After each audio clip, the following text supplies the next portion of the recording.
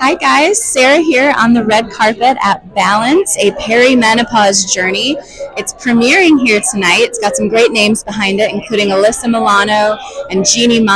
It's really a wonderful film about things women need to know about. So let's talk to some of the people behind this production. I have to say, A, thank you for putting this production out into the world. But B, what made you want to be a part of it? We don't talk about this. Yeah. We don't talk about perimenopause and menopause, and it lasts a decade of our lives. I know, it's And crazy. women make up more than half of the population globally. Yeah. How are we not talking about this, right? And it's not, I think the thing I'm most proud of with Balance, the docuseries, is that it's not, we don't just focus on the medical. Hi, nice to see you. You've got gorgeous eyes. Well, thank you. Yeah.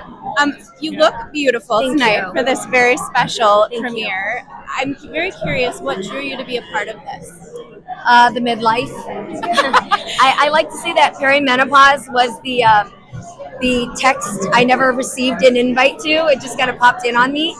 But I Party think- you didn't necessarily Right. ask to go to. Yeah, but after going through my 30s and starting to notice changes in my body, and then in my 40s, I'm sick and tired of doctors telling me it's mommy brain, and now I'm like, my daughter's 4 years old, and now I'm like, this mommy brain hasn't gone yet, and it feels like it's only worsening in different areas. And nobody told me that there's a whole group chat that my hormones are having without me. So I realized I need to speak up about this. Like, what is happening before menopause that takes place for 10 years that nobody warns you about? And even when I asked my mother, who had no information, I realized this is a problem. Yeah. We can't have 3 generations, if I move over to my daughter, not knowing what is happening. And the same way we are really well educated, I think, to as much as we can be about puberty for our teen kids, we need to know about this puberty that feels like it's going backwards I know. for us. The fact that perimenopause can start as early as 35 and follow you until sometimes 60 before you reach the one day that is menopause, and we don't talk about it until menopause, is crazy. And It not is okay. crazy. Absolutely. We need health education Yes. as adults, Yes. and that's what you guys are doing. Exactly. Which is awesome. Yeah, thank you. That's so cool. I love that. What's one thing you've learned along your journey, just maybe like top tip you would share with women? The one thing I've learned along my journey is to ask smarter questions, because just because someone's a doctor doesn't mean they have all the answers you need. Just because somebody's an OBGYN expert doesn't mean that they specialize in menopause.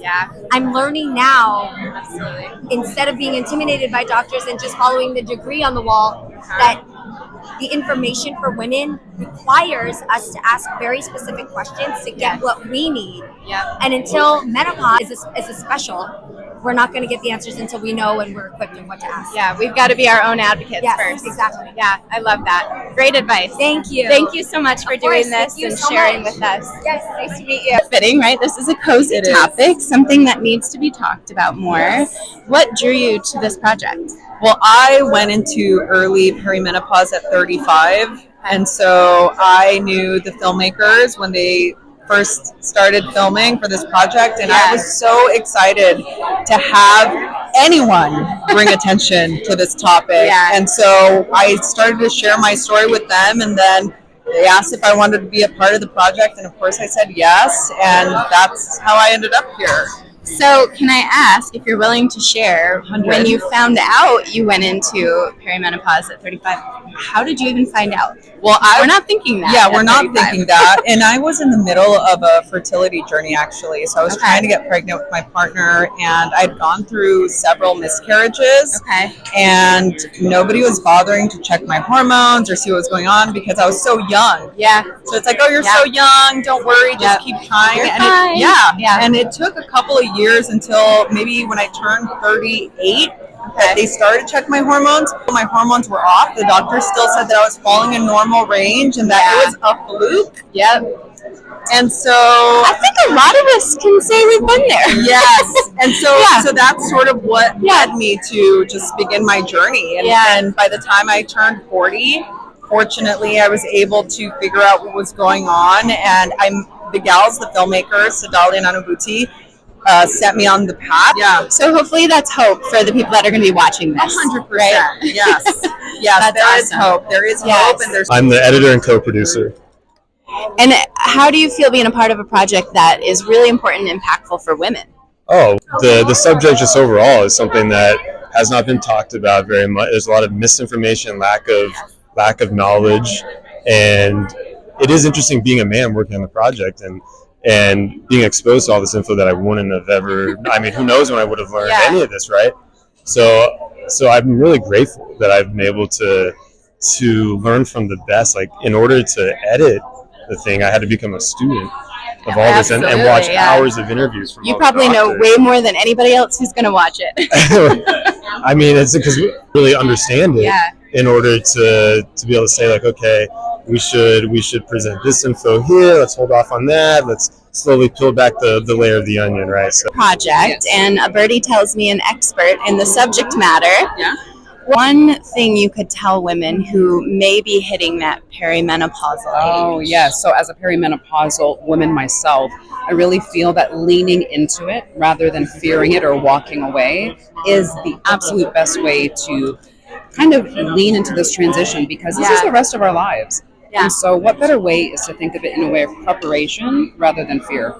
I think that's perfect. I love that. And what does it mean to be a part of a project like this?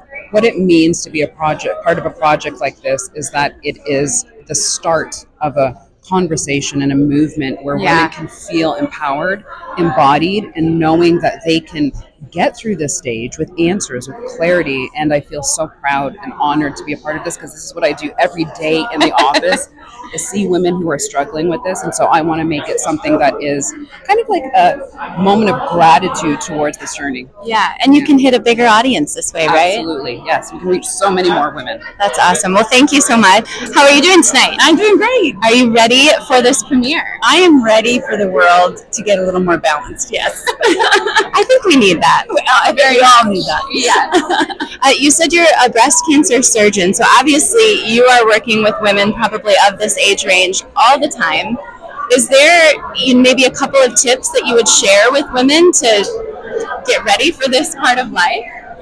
Well, for my perspective as a breast cancer surgeon is that I'm often dealing with very high-risk women to get breast cancer, or sadly they've already dealt with it, and they're being unnecessarily deprived of ways to address abrupt menopause, or they're deprived of the opportunity to treat certain symptoms just because they're high risk and it's probably going to increase their risk. But this is a very individualized conversation that deserves a risk-benefit analysis that's very individualized to exactly what makes you high risk. Yeah. Because odds are, statistically, you are higher risk to die of a heart attack or stroke or get diabetes or Alzheimer's and other mortality risk factors that possibly that hormone replacement therapy could offset. Yeah. So in the conversation, it sounds like it's shifting a lot on this compared to where it was 20 years ago, right? It's so exciting. Literally, even 2 years ago, I would say 90+% of my breast cancer patients were not even offered vaginal estrogen, which is a lifesaver and completely safe for any type of breast cancer. Wow. And now, but at least we can liberally offer it because the stigma with it and the taboo from an oncology perspective has finally been lifted. I love it. The more messaging that's out there, the more likely it is that a woman will receive that message and possibly radically alter her life for the best. I love that. Well, thank you. Now, it looks like you're below the age range of maybe who this is targeted to, but we're learning. It's good to learn early. So are you excited to kind of take away some things from I 100% am. I watched the trailer. I'm not going to lie. Some of it scared me. I was like, women need to understand what is happening, because even mental clarity, I noticed that in the trailer they were discussing that, mental health, mood swings, all that stuff.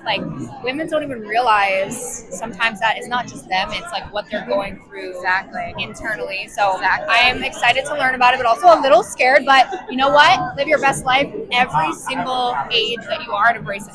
I love that. I think that's the message. Yes. Embrace it. Embrace it. Yeah.